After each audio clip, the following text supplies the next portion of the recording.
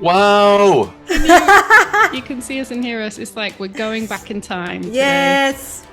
This is crazy, but so nice. Wonderful to see you both. Not to get Yeah. soppy, but having, us two being in class together was it meant a lot. And then Yeah. to have that friendship maintain throughout and having kids, it's been, so rewarding and so It's it's it's lovely. it's, it's special, isn't it? Really special. Yeah. I've got tissues, especially because I'm worried that I might cry I'm in I'm this one. I'm I'm starting to get a little misty just thinking about it, really, yeah.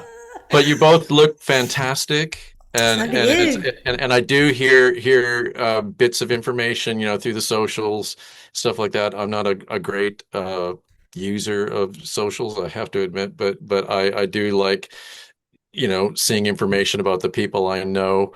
And yeah, it's great to see your successes on there, and just makes me feel very happy, very proud. Oh, thank Yeah, you. yeah, Thanks. it's amazing.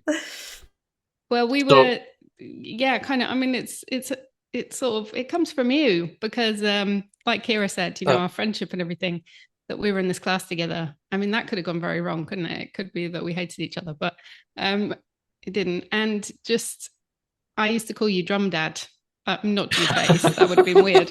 But I'll take that as a compliment. I really will, it and was really like a very special time that we were at ACM with you as head of drums. For people that don't know you like we know you as having taught us, can you describe yourself and what you've done so far?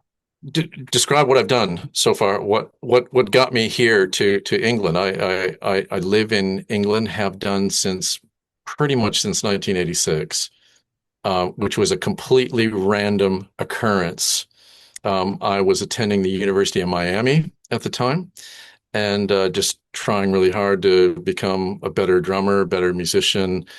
Um, Absolutely privileged to be there at the university, and met some incredible musicians, who have gone on to become very successful people I still keep in touch with today. So talking about the specialness of your colleagues, when you're studying, I really have been a benefactor of that. And it's a direct result of me being in England, because I met a random guy named Dag Kolsrud, a Norwegian chap.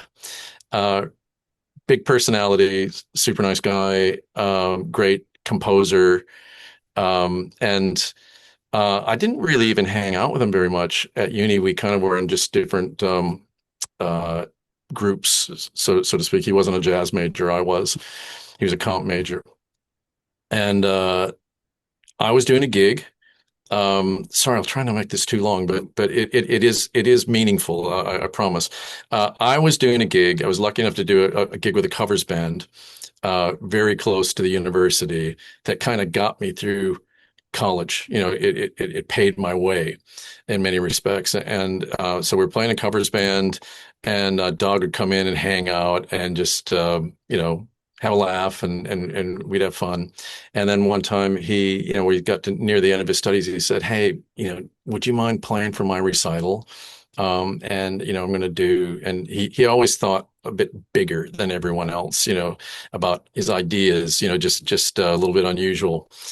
And it's kind of a big, it was kind of a big commitment, when you take on, that, if someone asks you to play for their recital, because it's a lot of work. Everyone's doing really hard music, and you're busy, and it's like, oh my gosh, I've got to like fit this into my diary. But of course I wanted to do it, and it was a hell of a lot of fun. And So that was great. Dog and I became closer, and long story, I'll try and make it a bit shorter. Dog got the gig with a band called Aha, back in the 80s, just because he's very good at putting himself forward for things, shall we say. And he got to know the guys. Norway's a small country. I guess everyone knows each other over there, but he got to know them, and they hired him to be MD and keyboard player. And he very kindly got me an audition. I got a phone call one day from another mutual friend of ours who was going to play bass, also went to the University of Miami. And he said, "Oh, yeah, yeah, we're going to do this aha thing." And Doug said, "Oh, yeah, Morton's on the phone, wants to speak to you." I'm like, "Cool." I had no idea who Morton was. It's like, "Hi, Morton," and then I spoke to him for a while, and everybody's like, "Oh, this is the singer in the band." And so that was the first time, and he started talking about what he wanted in the, from the drumming side of things. And he just said, yeah, and the thing that stuck out in my mind. He said, yeah, we just want a really groovy backbeat. And I was like, okay, uh, I hope I can do that. How do you interpret what that means? The groovy backbeat. But yeah, listen to Bernard Purdy, and then you'll understand what a groovy backbeat is. And so within 2 days, I flew to London, which is where all the pre-production rehearsals were happening. It was like a whirlwind, and I was incredibly lucky to get it. I mean, because there's so many worthy drummers in London who probably by right should have got the gig, but I had an inside track. And sometimes that's what you need, to get a gig. And there, it all started. It was about nearly 2 years of touring and recording with those guys, which changed my life. And I really enjoyed England, during that period, and I just thought, gosh, I'd love to try and find a way to stay. And so I kept trying to duck and dive, and I wasn't allowed to work really, so I was somehow getting gigs with management companies or record companies, and they would sponsor me for a work permit for a while, and it was all a bit kind of precarious. But I hung in there. I just believed it was the right thing for me, to stay, against the odds. And I managed to meet my wife not long after that, maybe a few years after that, and we simultaneously we formed a band. The bass player from Aha, Leif Johansson, Scott Gorham from 21 Guns, and a singer named Tommy Laverty, who was with a band in the U.S. Called, I can't remember their name, but we formed a band called 21 Guns. We formed a band. We got management. We got signed to RCA worldwide. I got married, and then I was kind of okay to stay in England from that point. And then just things went on from there, and eventually got into the education sector, completely random by accident as well. It was basically someone twisting my arm, saying, get down there and speak to them, and shoving me like down to the thing. And I'm like, okay, I'll do it. And, I met these people, the Musicians Institute, in Wapping in London back in the day. It was kind of twinned with the Musicians Institute in LA. This is going back, man. This is like 95 or something, and, some great people there at the time. And it became, a lot of those people carried on, and it became LCCM, in London, so that's what rose from the ashes of that LCCM. And yeah, some killer people there. I remember I walked in one day and there was this absolute freak playing drums one day. I mean, I walked in to do some teaching, and there was this guy. When I say tearing up the drum kit, it was frightening. And I'm like, who the hell is this guy? And someone introduced me. Oh, meet our new guy. This is Thomas Lang. I'm like, he's pretty good. So Thomas just came in and like, blew everyone's mind, and so that was another fun bit about being there. And yeah, I mean, then it was from there that, again, completely serendipitous, two people within a week, completely unrelated, said, hey, there's this little school down Guildford that's just started up. It's called the ACM. You should look into that, if you want some teaching work. And I'm like, yeah, okay. And so someone said that to me once, and then another person said it to me like a week later, completely unrelated. And then I just went, perhaps the universe is trying to tell me something. And that's when I phoned them up and they said, well, in fact, we are looking for a head of drums right now. Would you like to come down for a conversation? And I said, yes, I would. And there we go. The rest is history from there. So my career has been very random, serendipitous, luck. But I guess the only thing I could say is I had enough drive and maybe just naivety, to just put myself into position, and just be there for when the proverbial call came, and hopefully I didn't screw it up too bad, when those calls came. Would you say that any of that lined up with what you first imagined for yourself when you were studying in Miami? I mean, totally. Yeah. I mean, in terms of when I was at University of Miami, I wanted to play drums. I wanted to tour. I wanted to play on people's records. I wanted to play with great musicians. Doing the AHA tour was, it just came out of nowhere and it was a dream. There was a lot of guys, I say a lot, but a good handful of guys at the time. The hot gig when you're in Miami was Gloria Estefan's band. And there was several of the guys that I was colleagues with, students at the university who got that gig. So there was Clay Ostwald on piano and Jorge Casas on bass, and they wound up actually producing Gloria as well and writing some of that stuff. A guy named John DeFaria on guitar, he wrote "Get on Your Feet." And some of the other guys, a great drummer guy who would played ahead of me in the first band at the University of Miami, a guy named Roberto Rodriguez, yeah, was in there as well. So I mean, that was like, wow, it was within touching distance right there. It was great to have that really quite high level musical experience thing happening right near there. And then there's a lot of other types of gigs as well. There's lots of show gigs happening, lots of gigs in the Miami Beach hotels, really traditional shows and things. People like, well, you wouldn't, this is way before your time. Very famous comedian in the US was called Milton Berle. So you can look him up. I mean, but he's ancient, I mean, he's, long gone now. So God bless him. But so people like that, and Joan Rivers played behind, and the Smothers Brothers. I mean, these are all way before your time, but it was the kind of things, kind of like a little mini Las Vegas scene. People would come and pay to see these kind of fairly big stars. They were on like national telly and stuff in the U.S. So if you could get those gigs, that was cool.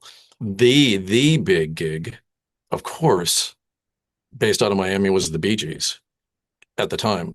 And a couple of my instructors played in the horn section for the Staying Alive tour. Now that goes back a bit, but that was like back in the day of like, we'd hear those stories of like those guys playing in the Staying Alive tour, and how they had to, even as the horn players, they had to form a limited company to be able to save their money in a tax efficient way, because they were caked. I mean, they were, obviously it was just, that was like the biggest tour in the world, or at least one of them at the time. So that was an exciting thing to be around. And also, thirdly, one other gig, Casey and the Sunshine Band. So that was kind of based out of Miami as well. And I would meet some of those guys, and some of the students, were playing with them as well. So it was a cool scene. So before we press record, we were all talking about kids. So you have 2 children. I do. You aren't so little now. No, 29 and 27. Yeah.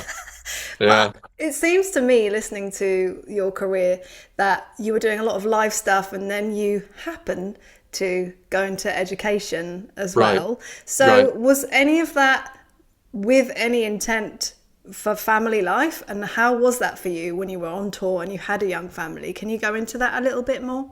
Oh, yeah, absolutely. Well, I used to worry about it a lot. I really did. At the time, I think when our daughter was first born, Bryony, I was playing with like four different bands that were either recording or touring. So it's 21 Guns. I was playing with a band called Psycho Motel. Psycho Motel. And that was with a guy named, well, everyone knows him, Adrian Smith, from Iron Maiden. Didn't you And do a song at ACM once where you were like, "This is the song"? I'm sure it was it yeah, that? yeah, And it was "Falling Down" or something was the chorus. uh, And we all had to play it. Oh, I can't yeah, yeah. remember, but Well, that's that, I stuck in mean, my brain. yeah, yeah. I mean, that was fun because we did the album, and I asked the engineer very nicely. I said, "Hey, do you think you could give me drumless versions? And just do like a board mix and give me drumless versions of these." And voila, I had backing tracks that no one in the world had. And it's like, yes, and I played on these and I could talk about them, so it was good. I didn't have to learn anyone else's backing tracks.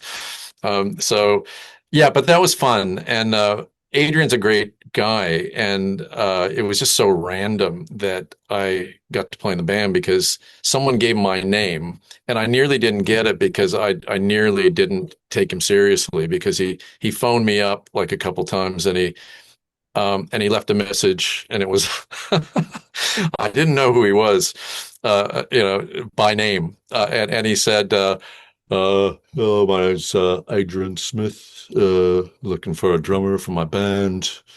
If you could give me a call. Yeah, my number's it." And I'm like, okay, this is some no-hoper who's like putting together a pub band. And, I mean, not to sound condescending, but I just thought it's probably not going to really be something I want to do. I had played in a couple pub bands. I don't mean to sound like that's beneath me, but I was, I just thought, oh, I don't know, I want to do that. And then I phoned him back and just out of courtesy. So it's a lesson to everyone. Just every lead, man, follow it up, do it, no matter what you think it is. And I, of course, got on the phone with him and he said, "Oh yeah, I used to be with the band called, Iron Maiden." And I'm like, "What? Like actual Iron Maiden?" Like, and I was like, "Okay, I'm interested." So anyway, so 21 Guns, Psycho Motel, Wishbone Ash, which I got hooked up with, and I don't know if you know about Wishbone Ash, but quite an interesting band that emerged from the 70s, and a band called Asia, which is another Jurassic prog rock band, which actually was huge in the United States in the early 80s. And I couldn't believe it when I met them and I had a shot at playing with the band. And they said, "Oh, well, we've been getting Simon Phillips in to play some tracks and whatever." And I just was like, right, I'll just get my coat, and go, you know. But they say, yeah, of course, he can't do like all the stuff, and I said, well, I can't fill those shoes, man. You know what I mean? But you can only bring what you've got, to the gig, and I auditioned for the band at an old rehearsal studio called Easy Hire, which ironically I rehearsed in with Aha at the same time Chick Corea band was playing in there as well. The original Electric band with Weckl, Patitucci. I mean, we were rehearsing with Aha and Dog, we were on a break and Dog came. You're never going to guess who's rehearsing next door. Who? Chick Corea. Like, we're all like, what? And so we got over there and we met everybody. And it's like, oh, yeah, yeah, we're just about to start rehearsing. You ever heard of a track called Rumble? Check it out. I mean, it's like, yeah, we're just about to play. And they fired up Rumble. And I was like, oh my God, this is this is unreal. I mean, I've gone to heaven. I've gone from Miami and I'm in London. I'm like, what's going on? So, again, just really lucky, but we did the Asia audition at Easy Hire as well. And the other drummer auditioning for Asia that night was Jason Bonham. And he was about 18 years old, at the time. I don't know how old I was, maybe 24, 25. He was killing it, man. And then he was like, he sounded like Jason Bonham, and God knows why, but they chose me to do the gig. But it kind of just, yeah. I mean, it didn't quite get off the ground as a band in the way that I had hoped. But yeah, it was still something to do. I mean, there was some touring and some recording with it, but it was all bitty and piecemeal, and there was another baby on the way, and I was like, I don't know how this is going to work. I really don't know how it's going to work, long term. And then it was a guy that I was playing with in Asia, session guy. His name's Al Petrelli. Al was the guy who knew the guys at the Bass Center in Wapping, which was very linked to the Musicians Institute. He said, you should get down there and talk to him, man. You'd probably fit right in. And it was, I thank Al Petrelli for pushing me to get involved in that. And the people who, Tony Muschamp was running it at the time and took me in. I got started, teaching. And it was like, there's no curriculum, no help. I'm like, what should I teach? And well, we know you, we think you'll be able to figure it out. And I'm kind of like, okay, so just thrown in the deep end, and start teaching. Did you miss the live and the touring once you started teaching more? Was there ever like a wrestle with what am I doing, like identity wise for you, or was it just like, oh, I'm easy, I'll do anything as long as it's no, drums? I wasn't easy about it. I think I was still pretty egoistic about it and thinking that I should be sitting in the drum chair of those bands that I was in. I should be able to be everywhere at once. And I did have an affinity with the teaching. I enjoyed it. And I enjoyed the fact that it represented steady work and a potential career path. But yeah, of course, I wanted to keep my hand in.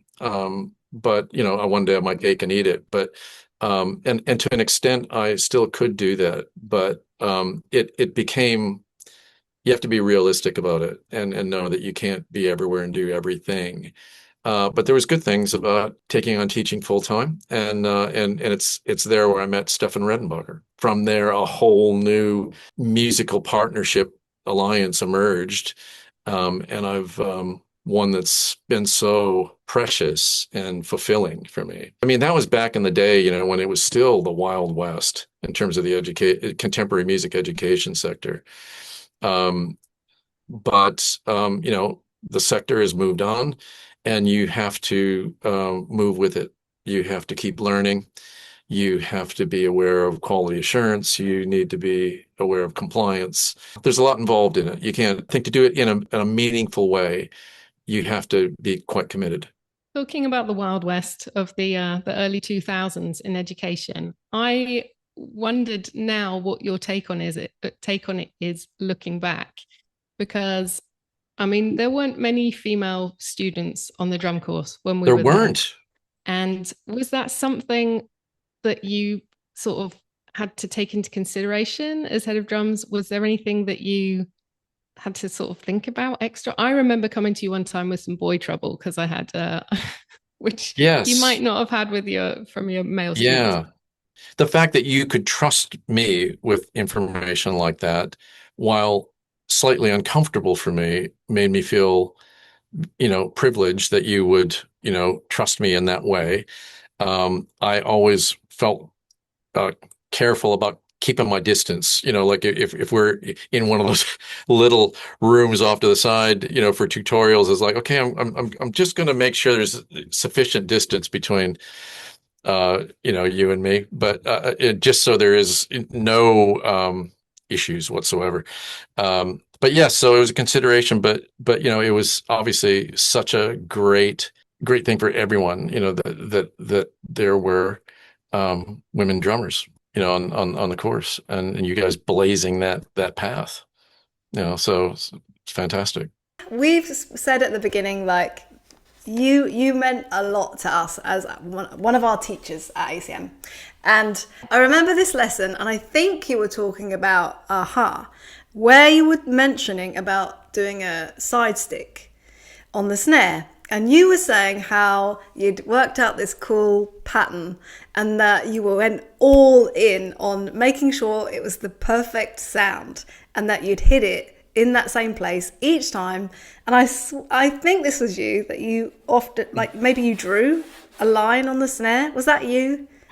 Yeah. Yeah, just do a little Yes. circle on the snare where you'd put the end of the stick Yes. into, and it's like, okay, I've worked out, in my pea brain where I feel like the optimum place of, where how much of the stick should extend over the rim to get, optimize the sound. Yes. And so the easy way to do that is, okay, put that end in there and bring it over. Yeah. Yeah. So that lesson has stuck with me since then. And now I pass that on to others and I talk about you. So at my camps and stuff, I'm like, right, what you want to do is this. And the impact is just really amazing when you think about it in that sense, how one lesson stayed with me and then it's been passed out and to everyone else as well. Like I don't even know the impact fully, but it's really massive. And I would really like to know for you, who has that been for teachers? I had some great teachers, when I was growing up. I mean, my dad started me. He was a trumpet player, but he was a high school band director for a period. And so he's a good all-around musician, and he could get me started. He didn't have any chops. He could kind of just about, like bust out some rudiments and stuff, but he could tell me exactly what to do. And then, he bought me, when I begged him to play drums, he bought me just a pad and sticks and a book. And I was happy, and he could take me through the book and, how to play a double stroke roll, etc. So that's where it started. But then he quickly realizes, yeah, he's moving on. I can't take him any further. I'll get him another teacher. And that was a guy named Wayne Dusterbeck, who was at the local university and great drummer, percussionist. He had a really big influence. Tim Henke was another guy. I mean, obviously these aren't household names, but they were local to me in Wisconsin, so Tim was able to teach me about reading big band charts. So there was like that stage of the journey. And then a guy named Steve Zenz took it a bit further, and he really instilled in me the importance of timekeeping. And at that point, I'd had a certain amount of facility, feeling pretty, impressed with myself, like at age 15 or 16 or something, because I could get around the kit a bit. He was very much like, you need to rein that in, and, you learn how to play time and play it, appropriately, for the ensemble. And yeah, from there, University of Miami, Steve Rucker, who you might have seen, I brought him in a couple of times. He came over to he came over to England. And I got him into the ACM for a couple master classes. But Steve was just, in addition to he's still there at the University of Miami. He is like an absolute, he's just a complete legend. He's been an instructor at University of Miami for over 40 years. I mean, like, it's a crazy amount of time. He's the last one of all the people that were there when I was there.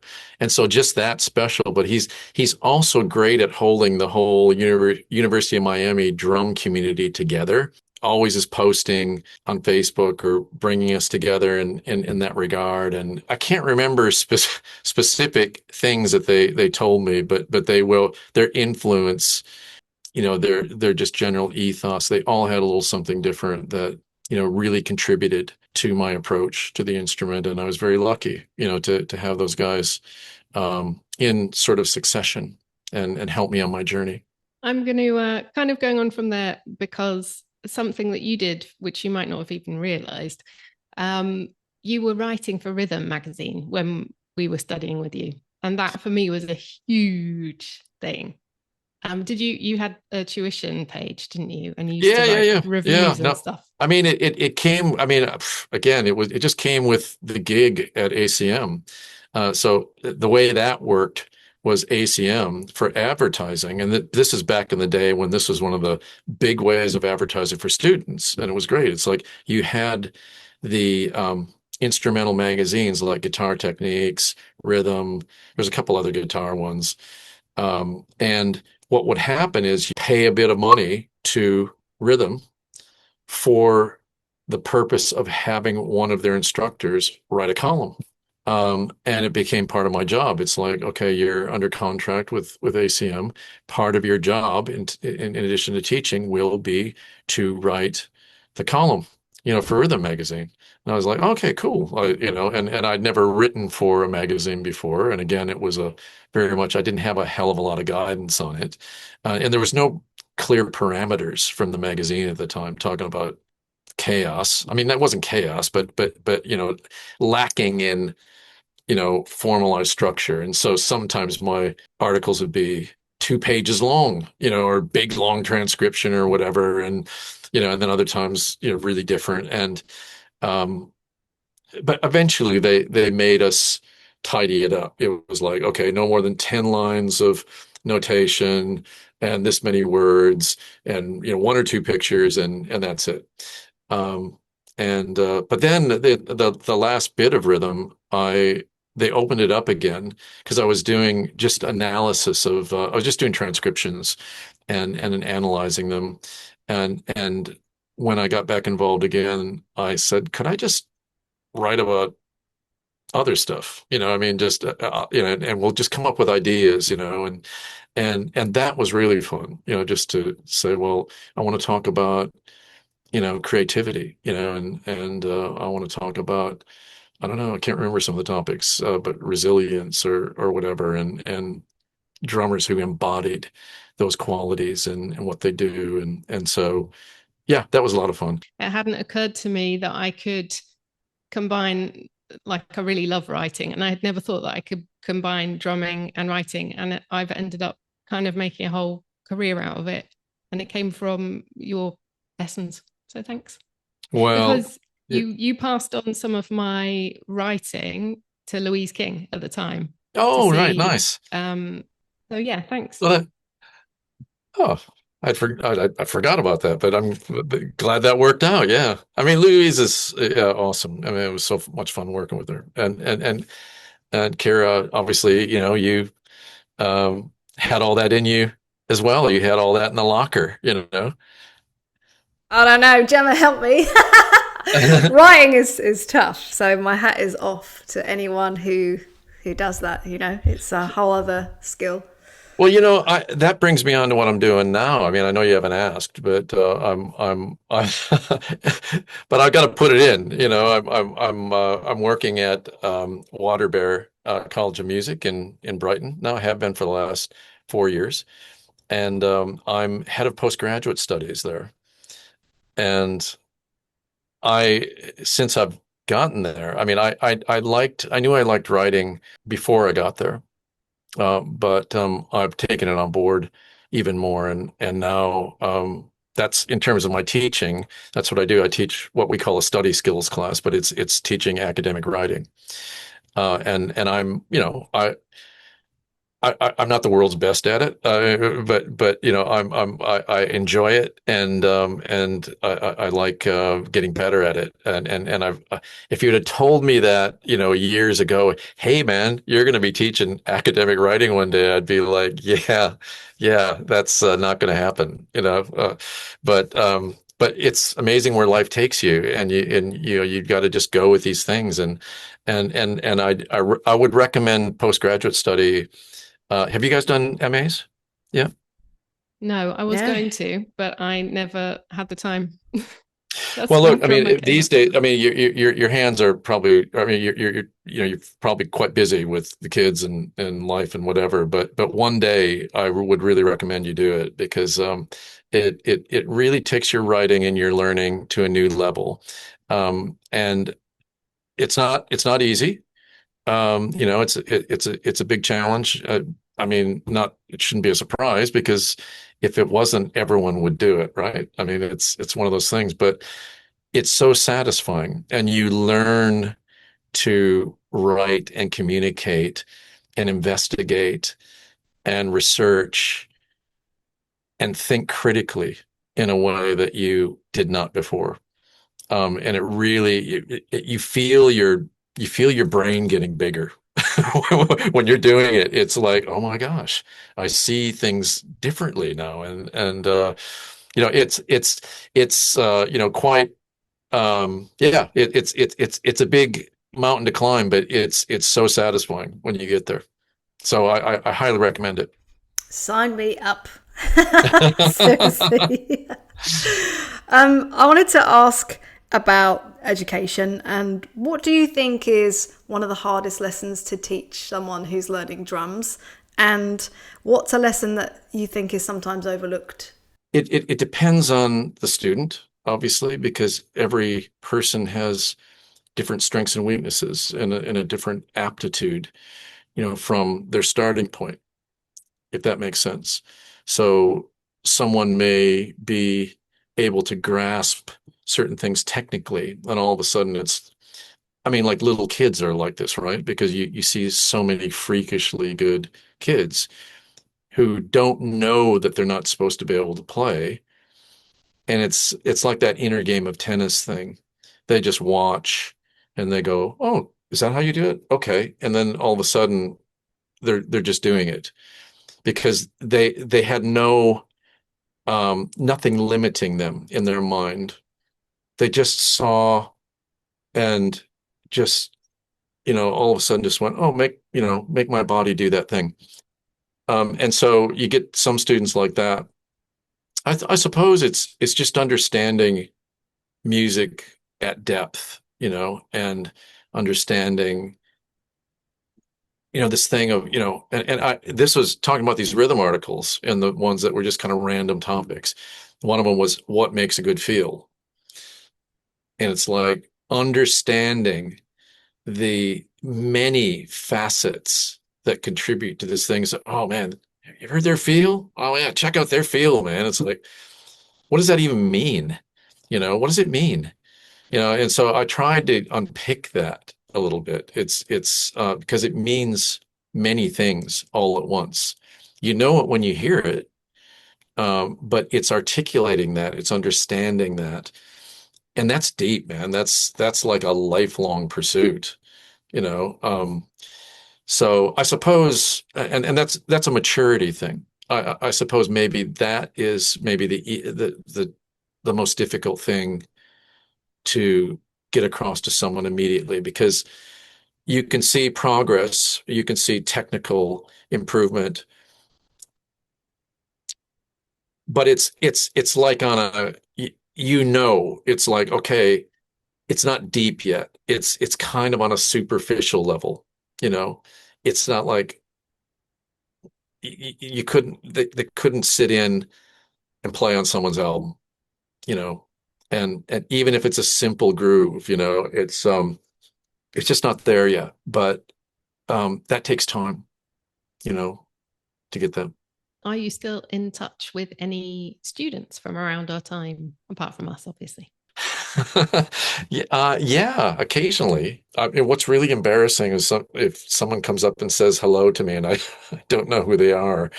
And because, of course, everyone changes. If you haven't seen someone in 10, 15, 20 years, maybe, it's difficult sometimes to recognize everybody. But yeah, I mean, well, the first guy that comes to mind is Joe Yoshida. I still bump into Joe, every now and then. It's been a while. I'm not out and about as much, like attending gigs or doing gigs, and I think that's where you tend to bump into people. Ironically, I went to a gig yesterday that's a mile from my house. It's put on by Guilford Jazz, who are brilliant, and they put on loads of gigs that are very cool, local to me. And I went to one yesterday, the Steve Waterman Quintet, and they're great. A guy named Simon Allen was playing sax. A guy named Mark Cecil on drums, who I don't know but was brilliant. And I bumped into Bill Bruford at the gig. Um, and just like out of the blue, and because Bill is kind of Surrey based as well, and affiliated with Guildford Jazz. But yeah, it's just that's where you meet people, and sadly, I don't get out as much as I'd like to. That's so funny because I was thinking about him the other day because we studied with him. He took a Right, we had there was a module that we did with him, Was wasn't it there? business? It was, yeah, and to do with, was it like to a do with cultural music? studies Yeah, thing, like or music yeah, history, music culture. Yeah. yeah. And he was incredible. And you also, like, looking back on that time now, I think I did appreciate it then, but especially now. I mean, the level of people that we were learning with was incredible.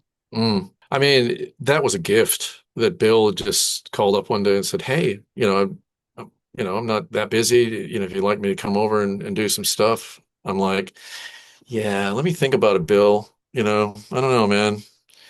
Not sure you got enough, experience, profile." It's like, oh my God, are you kidding? And so yeah, just to get Bill there hanging out, um, you know, and I think some students, I mean, you guys were some of the smarter ones who would recognize that and take advantage of it. Some didn't. Some didn't really know, like who he was or what he had to offer. But for those who did, I mean, he was an absolute gem. And of course, the man is just a living legend. He's unreal. Where you were talking earlier about Simon Phillips and, having to sort of step into his shoes. And also, am I right? And you did the Natalie Imbruglia gig. So Is that right? I only did one gig Oh, with her. There was a band called the Stacks, and it was made up of a lot of really good session musicians. Um, and so Carl Vanden Bosch, who plays percussion with Gorillaz, is in the band.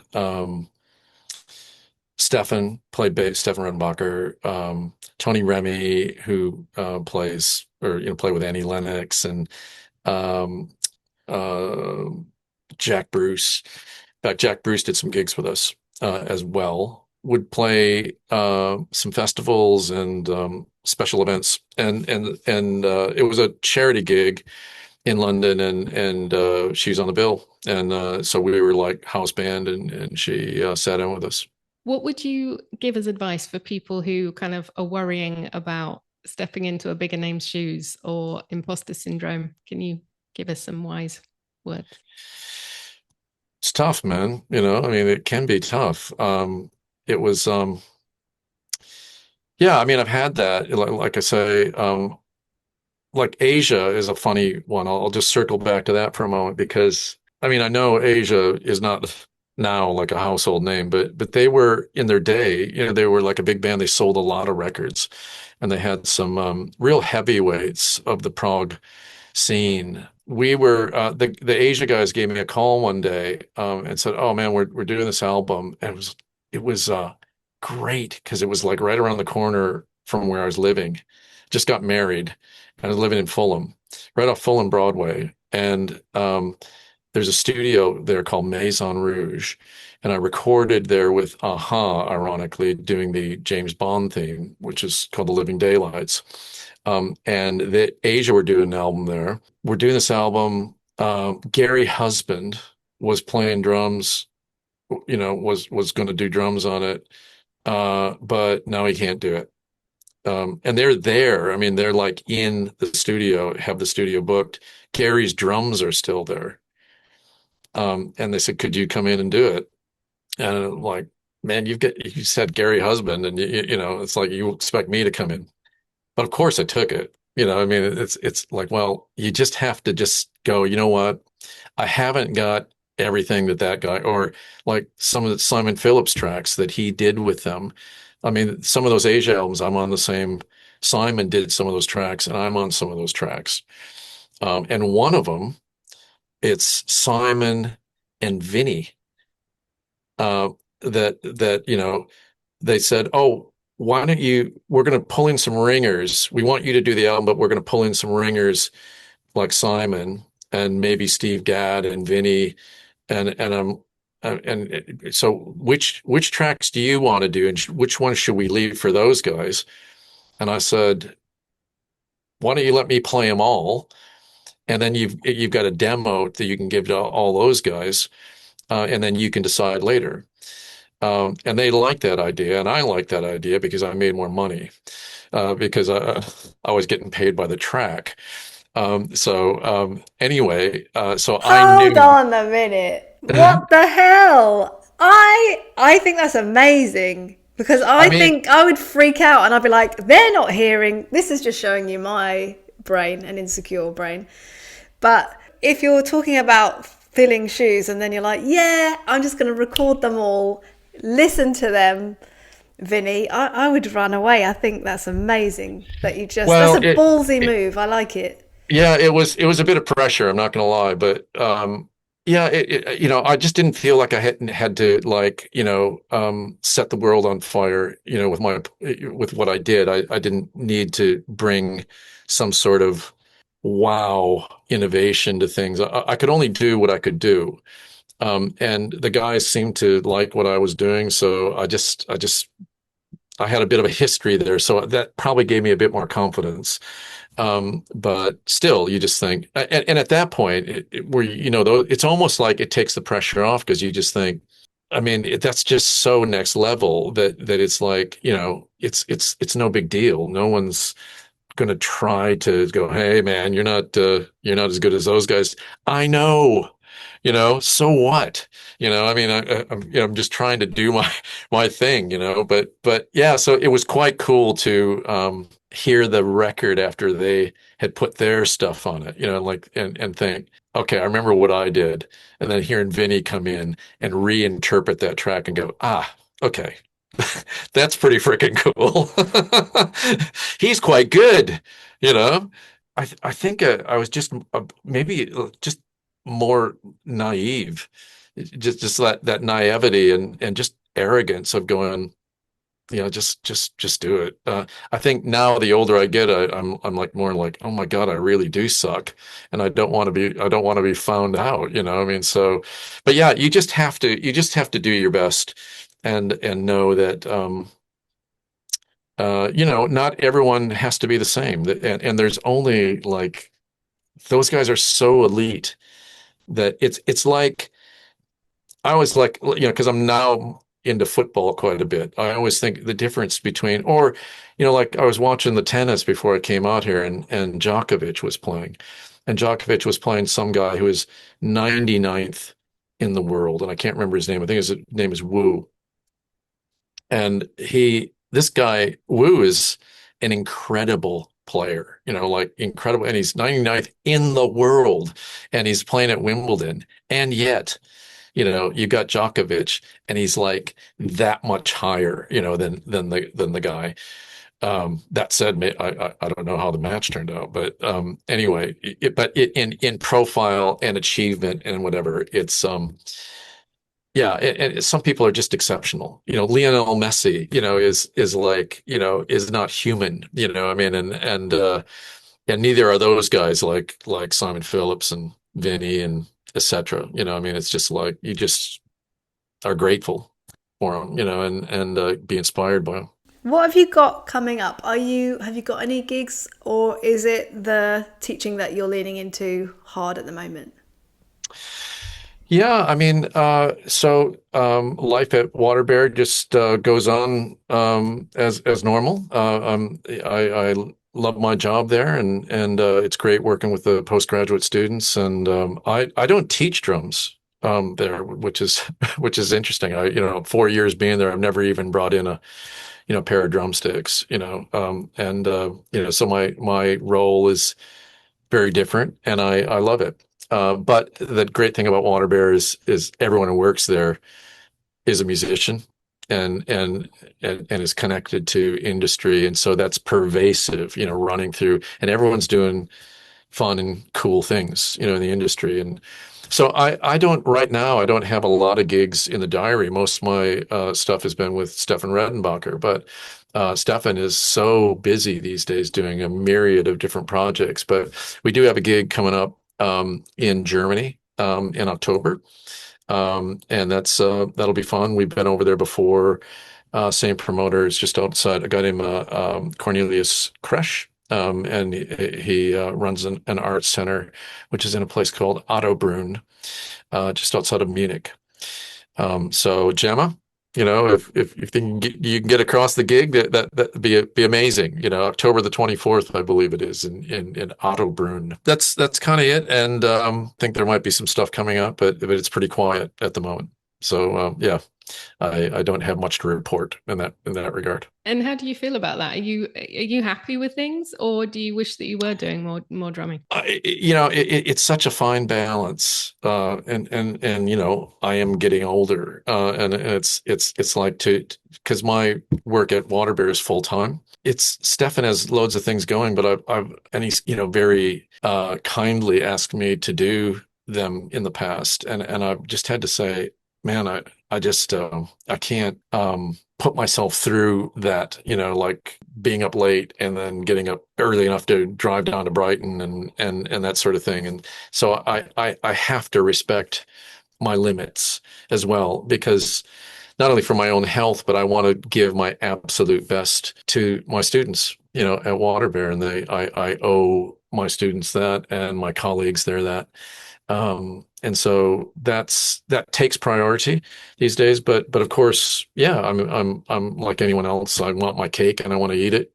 So I always want a little bit more, but the minute a little bit more comes, I'm like, oh God, I'm doing too much again. So it's difficult, but yeah, I just have to leave it to fate, and hope that, someone will give an old man a gig once in a while. An old man. Stop it. You look the same. No, exactly. I'm getting up there, guys. No. And it's still like the best groove that I've ever heard. Really, every lesson, apart from the immense fear that I had of playing in front of people. Yeah. It was amazing listening to you. Yeah. And your face, you'd be like in it. You had this like awesome like groove face. Whereas I just look like I'm gurning, so that's what I play.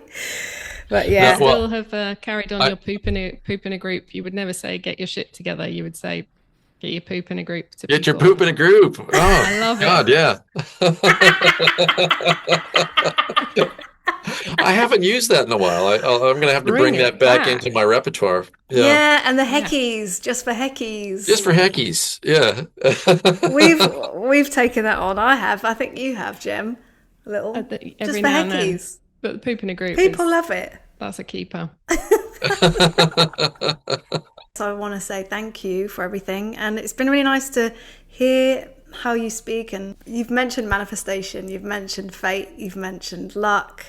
And it's really nice and quite refreshing to hear that.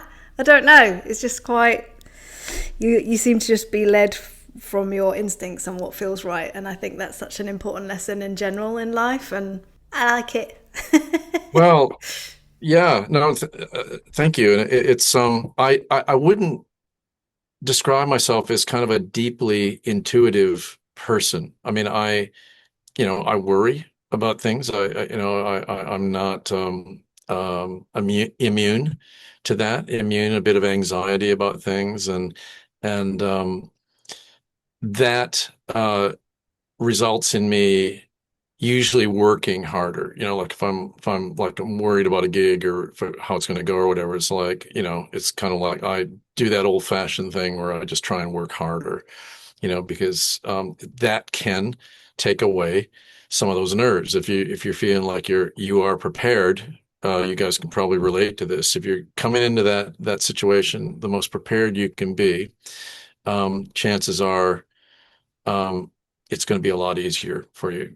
A lot of those things that you're imagining could happen and go wrong are going to be minimized or eliminated by just hard work. But it's still, there's tension inside, and it doesn't always feel good. But yeah, I try to observe that in myself and be aware when it's happening, and a lot of times in a like in a meditative way, you're not trying to eliminate tension, you're just observing it. You stand outside of that, and you become the watcher of what's going on rather than identifying with it and just being absorbed by it. It's like standing back and going, oh yeah, there's that feeling again. What's that like? And just that, it's subtle, but that simple shift of just saying, I'm going to watch this and I know it's there. Okay, I know how it makes me respond or react. So I'm going to be watching this. Oh, I did it again. I did that thing. Okay, and the more you can do that, and detach yourself from the feeling, and become the observer, and it gives you a whole different perspective and more control over what's going on.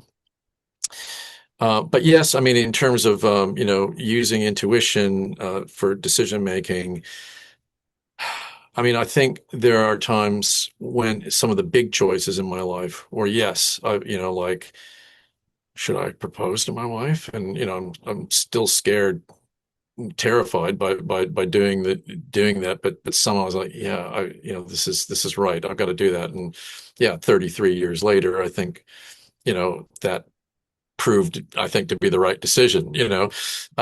And or like deciding I was going to go to the University of Miami from like my small town in Wisconsin, which was great, but I knew I needed something else. I needed a bigger environment. I needed different people, and or just the notion of like against the odds. It's like, this makes no sense to try and stay in London. You cannot stay here and work legally. It's just not. You're going to be found out, and any work you do will be strictly speaking illegal, which I was really uncomfortable with. But I stuck it out, and so there's a few things like that I followed my gut, but I'm also, I like to think I'm a fairly rational person, and I try to make evidence-based decisions. I That gives me more assurance. So that's probably a bigger part of my brain, or how it functions. But yeah, the instinct thing or the intuitive thing is something that is still there, and try and tap into that, in the right moment. Love It's it. my vague and No, unhelpful advice. no. The inner game of tennis, I think it mentions about when you observe yourself and the difference between just being and being present and reacting to the moment versus, observing every little mistake. I Yeah. haven't read all of it, but I've read a lot of it. And what you're saying is really interesting, because I think you're saying instead of being like so observing you in the moment, you're observing the feeling and you're detaching from that feeling. And I feel like that is huge. It is nuanced, but it's massive, because then you can just go, okay, I'm feeling anxious, and it just gets smaller and it doesn't overtake and it doesn't consume you. And I think for an instrument, it can be incredibly, it can overcome sometimes those anxious feelings. And so it's a massive thing to try and do. Difficult thing to articulate, and I wouldn't say that I'm a master at it, but it's the minute you can start to pull back and watch your thoughts or watch your feelings, they have less control over you. They have less impact over you. You've created a space, Yeah. between that stuff and this, rather than identifying, saying, I am this, I am anxious, Mm-hmm. I'm nervous, that sort of thing. Is kind of like, I'm watching nervous feelings. I'm, that who is the I? I mean, what, and that's another big subject that is beyond my brain. But it's like there is there we can, whether it's just something we make up in our head or whatever, but that we can perceive, I think, a duality, Yes. and like there's the feeling part of us, the experiential thing, and then there's that deeper eye in there that watches that. I wish that more people were having that chat. Like little me, 16-year-old me, really wish that she'd heard that, because I would be that person to go, I am nervous, I'm so nervous, and I would just repeat it and repeat it. And that's so unhelpful. It's just like, why are you doing that? What a waste of energy. You know, you're focusing on the wrong thing. Yeah. So well, it's a message that we all need to keep. I mean, me personally, I need to keep rehearing it, because, you know, I could sound like I've got my shit together, you know, like by saying that, but I don't, you know, because I can easily fall back in the trap, and anyone can, you know. So the more we can consider that, discuss it, and practice it, the better we're going to get at it. Hopefully life will be, you know, better as a result. thank you so much for listening. As always, we really and truly appreciate it. If you like this episode, please do feel free to leave us a positive review, as it will help other people find us too. Until next time, take care.